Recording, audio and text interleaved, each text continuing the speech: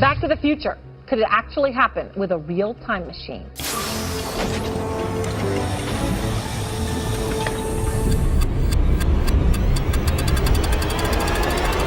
When a self-taught electrician named Mike Marcum built a machine in his garage that he genuinely believed could bend time itself, something happened that no one around him could explain.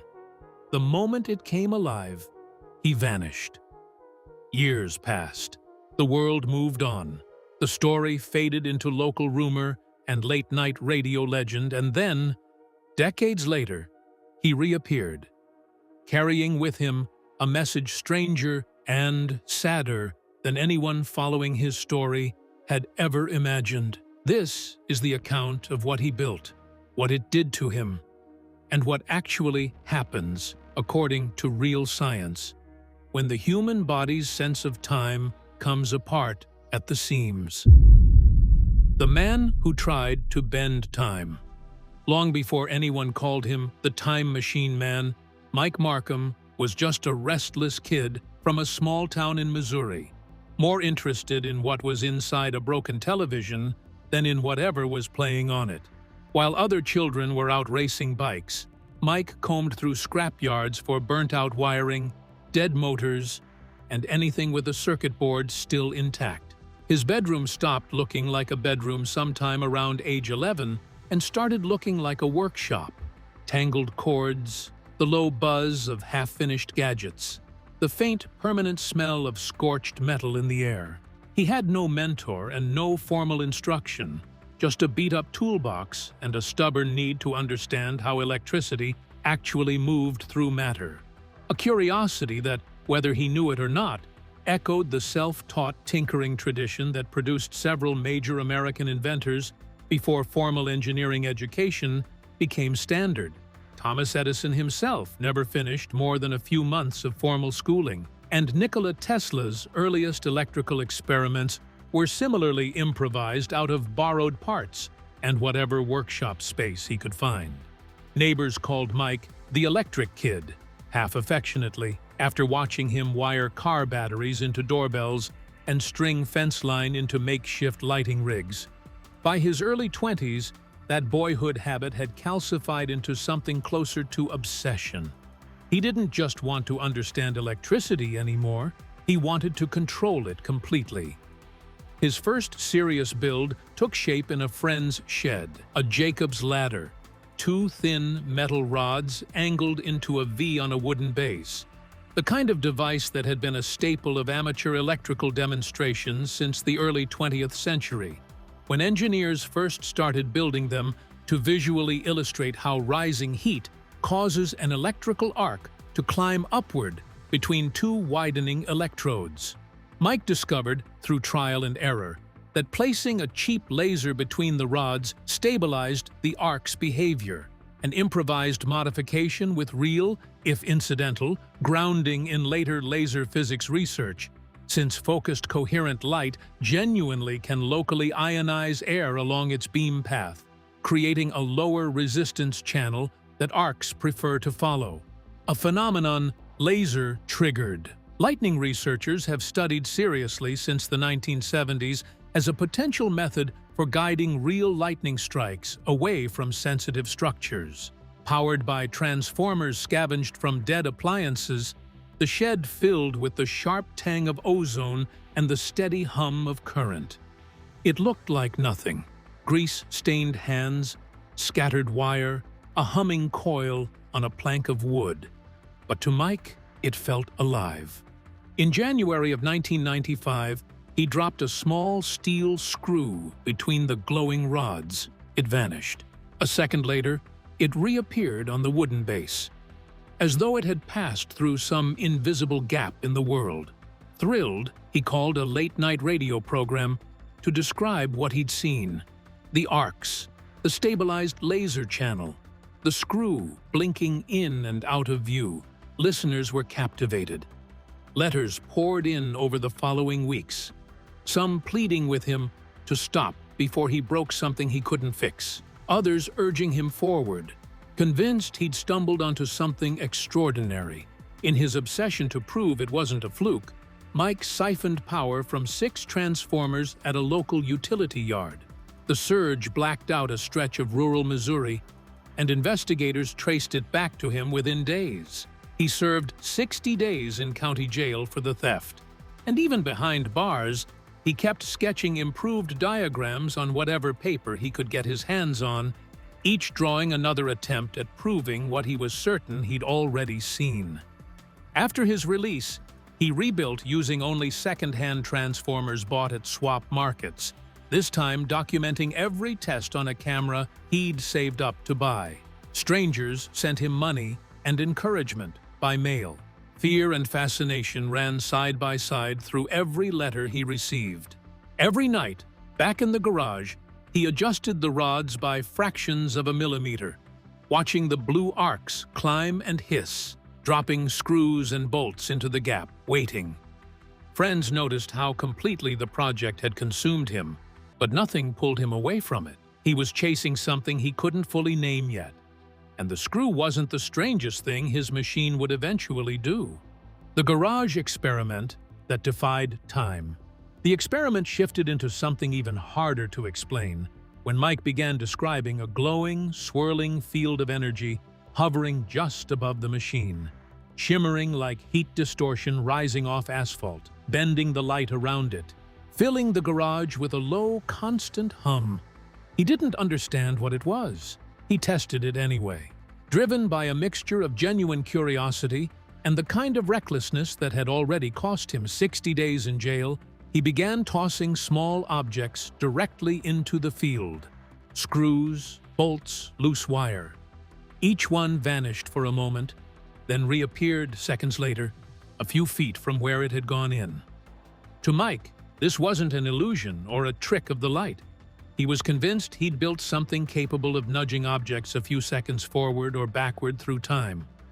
There's a reason this specific kind of conviction is worth pausing on, because it maps onto something well documented in the psychology of belief under uncertainty. Researchers studying pattern recognition and cognitive bias, including foundational work by psychologist Michael Shermer on what he termed patternicity, have shown that humans are strongly predisposed to interpret ambiguous, rapidly occurring events, a flash, a disappearance, a reappearance, as meaningful and causal, even when the underlying explanation is far more mundane, like an object simply bouncing, rolling, or being obscured by motion blur and after-image effects from a bright electrical arc. None of that made the experience feel any less real to Mike, standing alone in that garage, convinced he'd cracked something no one else had. The thought that time itself might be flexible, even briefly, filled him with a kind of wonder few real discoveries ever produced this cleanly. It felt to him like science fiction stepping directly off the page. But the real turning point wasn't a breakthrough. It was the night he disappeared in the middle of an experiment. The inventor who vanished into his experiment. By late 1996, when Mike called back into Coast to Coast AM, by then one of the largest overnight radio platforms in the country for fringe science and paranormal claims, regularly reaching an audience in the millions. He wasn't the same confident young inventor who'd first described a vanishing screw. His voice shook. The excitement was gone, replaced by something closer to dread. He described a rebuilt device that no longer behaved predictably, energy that pulsed and shuddered instead of holding steady, objects that no longer simply vanished and returned, but seemed to flicker, caught in some undefined state between leaving and staying. He claimed small animals tested near the device came back sluggish, disoriented, altered in ways that unsettled even him. Listeners could hear the change in him. Near the end of the call, he said he needed only a little more power, a stronger field, to finish what he'd started, and promised an update the following March. That update never came. Calls went unanswered. Letters came back undelivered. Then came the fire. Neighbors smelled burning insulation before they saw flames tearing through the small house. And by the time firefighters arrived, the garage was already gone. Walls blackened, copper wiring melted and hanging from the ceiling in loops. And at the center of the scorched concrete floor, a deep, perfectly burned ring that suggested to more than one investigator on scene that something with real mass and real heat had stood there, and then simply wasn't there anymore. Officials ruled it an electrical fire. What troubled them more than the cause was the absence. No body, no remains, nothing. Among the wreckage, a single surviving scrap of paper read, in shaky handwriting, "It's not about time. It's about how you see things." Mike was officially listed as missing. To the public that had followed his radio appearances, he became something closer to folklore, a man who might have vanished directly into his own invention. By the summer of 1997, the story had reached newspapers nationwide, and speculation ran in every direction. Had he died in the fire, been destroyed by the machine, or actually done the impossible and stepped outside of time altogether? On the earliest text-based internet forums and Usenet newsgroups, the primary digital gathering spaces for fringe and paranormal discussion years before message boards, let alone social media, existed in any recognizable modern form. His story spread and mutated with each retelling, gathering theories about opened doors that couldn't be closed and quiet government interference. A decades-old rumor about an unidentified body found on a California beach, dressed in clothing that reportedly didn't match its era, got folded into the Marcum mythology by online researchers eager to connect any two unexplained mysteries into one larger story. Whether it was Mike or simple coincidence, nobody could ever say. But the story had already outgrown the question. That wasn't the end of it, though, because years later, Mike Marcum came back. The Time Machine Man returns. By 1999, the Marcum story had drifted well past its original late-night radio audience and into the earliest recognizable corners of online mystery culture. Usenet threads, quiet chat rooms, and text-heavy personal web pages built by hobbyists years before anyone called it the Internet, in the way we mean it today. Usenet itself, for context, had been founded in 1980 by graduate students Tom Truscott and Jim Ellis at Duke University as a distributed discussion system predating the World Wide Web by more than a decade. By the late 1990s, it had evolved into the primary incubator for exactly this kind of unresolved, evidence-light folklore. People weren't scrolling feeds or watching videos. They were reading. Paragraphs at a time, in monospaced text, in forums organized by topic into thousands of loosely connected subgroups. That specific format, it turns out, was almost perfectly designed for a story like Marcum's. Dense enough to feel credible, open-ended enough to invite endless interpretation, and just obscure enough that each person who encountered it felt like they'd stumbled onto something they weren't supposed to find. In those spaces, his disappearance became one of the most actively discussed unresolved cases of its kind, treated with the same mix of genuine curiosity and embellishment that had defined UFO and Bigfoot forums throughout the 1980s and 90s, a documented pattern in internet folklore studies showing that ambiguous, evidence-light stories consistently outlast better documented ones online, precisely because there's more interpretive room for a community to keep filling in. Two competing theories dominated the discussion. One held that his final experiment had actually worked, but the energy surge had been too violent, erasing him from existence entirely, leaving behind only the scorched garage floor as evidence. The other, stranger theory proposed a malfunction that had thrown him backward rather than forward, stranding him decades before his own birth, permanently unable to return. That second theory gained unexpected fuel when an old, mostly forgotten 1930 case resurfaced online. An unidentified man's body found on a California beach, his clothing reportedly inconsistent with the period, a small metallic device covered in buttons recovered from his pocket that police at the time couldn't identify or trace. It's a case type genuinely familiar to researchers of unsolved historical mysteries.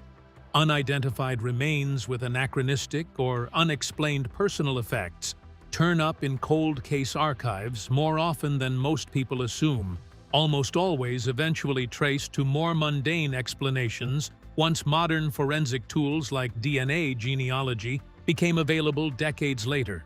Though this particular case, as internet lore tells it, was never conclusively resolved either way. Photograph comparisons and second-hand descriptions circulated online, and the theory that the beach victim and the missing inventor were the same man spread rapidly through the same communities already primed to believe it. In 2006, a small college professor in Oregon reportedly received an unsolicited email claiming to be from Mike, with hand-drawn blueprints attached labeled Vortex Stabilization Frame, Generation 3. No explanation, no return address, just a name. The email was eventually traced to a public library terminal in Kauai, Hawaii, a detail that, notably, fits a documented pattern among people attempting to stay anonymous while still surfacing online. Public library and internet cafe terminals were, throughout the mid-2000s, a well-known method of last resort for exactly that kind of low-trace communication before most public systems began requiring government-issued ID verification or logged sign-ins that created a recoverable paper trail. The trail went cold there. Whether it was really him remained, for years, entirely unresolved. The blueprints themselves, scanned photographs of which circulated in the same forums where Marcum's legend had been alive for a decade, were examined by amateur electronics enthusiasts who described the circuit design as internally coherent but fundamentally impossible to evaluate without knowing what specific materials were intended, which was, perhaps, exactly the point. Then, in the fall of 2022, a couple named Andrew and Melanie bought an old farmhouse in the Ohio countryside, hoping for a fresh start somewhere quiet. Everything about the place felt ordinary until they climbed into the attic. Beneath a broken chest and years of undisturbed dust, Melanie found a sealed wooden box with a faded metal plate. "Mr. Marcum, do not open until the right time." Inside were sealed journals, a bundle of taped-together circuit boards, and a single Polaroid showing a young man beside a circular metal frame wound with pipes and cable, dated on the back, June 21st, 2021. It did work, but not the way I thought it would. Andrew, curious enough to search the name that night, found page after page of forum posts, grainy videos, and speculation devoted entirely to the man who'd vanished after a fire decades earlier. One journal entry unsettled him more than anything else. It listed their own farmhouse's exact address, along with handwritten notes about unusually stable magnetic field readings recorded at that specific location, and a date matching the very day they'd closed on the house. 2 weeks later, a man appeared at their door, pale, worn, holding a folder. He introduced himself as Mike Marcum, the man who time forgot. The truth, when Mike finally told it, wasn't the one anyone following the legend for nearly 3 decades had been expecting. Sitting at Andrew and Melanie's kitchen table that night, he explained that his device had never actually worked the way he'd believed it did back in the 1990s. What the Jacob's Ladder, a real genuinely dangerous class of high-voltage spark gap device, named for the biblical ladder to heaven, and used since the early 20th century in everything from carnival demonstrations to hospital diathermy equipment. And its surrounding magnetic field had actually disrupted wasn't time itself. It was something closer to his own internal rhythm, the biological clock every human body runs on. He said he simply woke up in Oregon in 1999, burned, disoriented, with no memory of the years in between, and no way to reconstruct what had actually happened to him during that gap. He described trying to piece it together afterward, the way you might try to reconstruct a dream by working backward from the moment you opened your eyes. Fragments were there, but none of them connected. People whose faces he almost recognized. Cities he was fairly certain he'd lived in, though he couldn't say for how long or why he'd left. He had receipts in his jacket from a diner in Flagstaff. He had no memory of Arizona. That detail, stripped of the mythology built up around it, actually lines up with something genuinely documented in clinical neurology. Prolonged, unexplained memory gaps following severe trauma or intense psychological stress are a recognized feature of dissociative fugue, a rare but real condition in which a person can lose access to autobiographical memory for extended periods, sometimes years, while remaining otherwise functional. The condition's clinical history stretches back to one of psychiatry's founding case studies. In 1887, a Rhode Island preacher named Ansel Bourne walked away from his home, traveled to Norristown, Pennsylvania, opened a small shop under the assumed name A.J. Brown,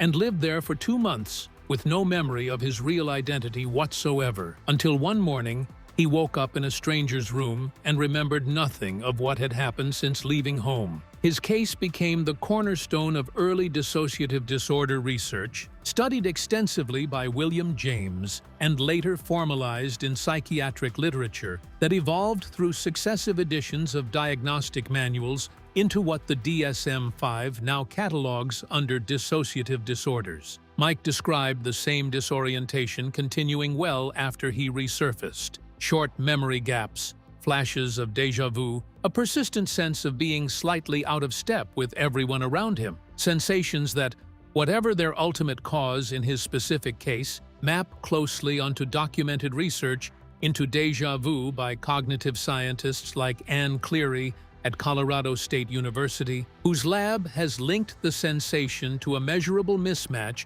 between the brain's familiarity detection system and its ability to consciously place where that familiarity is actually coming from. A failure of source monitoring that Cleary's team has reliably reproduced in laboratory settings using carefully constructed visual memory tasks. The hardest part of what he shared wasn't the science, though. It was what he said the years of chasing the machine had actually cost him. He handed over a page listing 5 names, early volunteers who'd helped him test the device in the mid-1990s. Every name was crossed out. None of them, he said, remembered who he was anymore.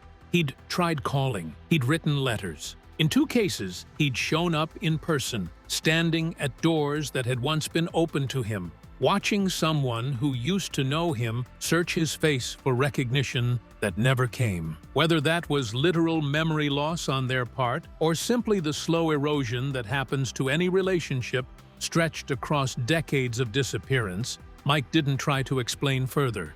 He told Andrew and Melanie he had no intention of ever rebuilding the machine. By morning, before the sun came up, he was gone again. Down the dirt road, backpack over one shoulder. A single thumb drive left behind on the table. Andrew and Melanie sealed the attic box back up, sent the papers to a private archive, and rarely spoke about that night again. But the Marcum story had one more chapter left, and it wasn't the one his followers had spent decades hoping for. The shocking end of Mike Marcum. Mike Marcum, Madman Mike, to the online communities who'd followed him for nearly 30 years, was never a credentialed scientist or a wealthy inventor with institutional backing. He was, at every stage of the story, a self-taught electrician chasing an idea most professional physicists would never have taken seriously.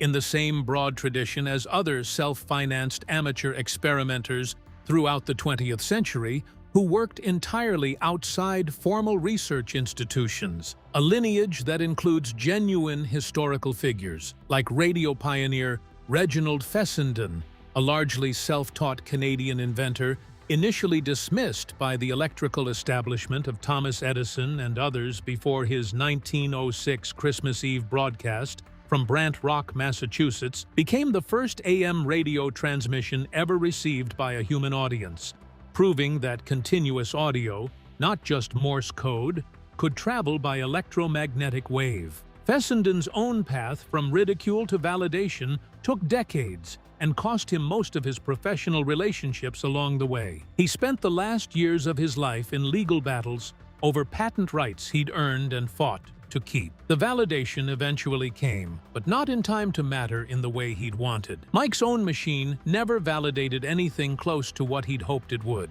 but the toll it took on him was real regardless. Declining health, exhausted finances, and, according to those close to him in his final years, a body that had simply absorbed too many decades of stress, isolation, and unregulated electrical exposure. News of his death spread quickly through the same online communities that had kept his legend alive since the mid-1990s. Some attributed it to accumulated stress and physical exhaustion. Others speculated, without ever confirming it, that decades of amateur high-voltage experimentation had left lasting damage on his body.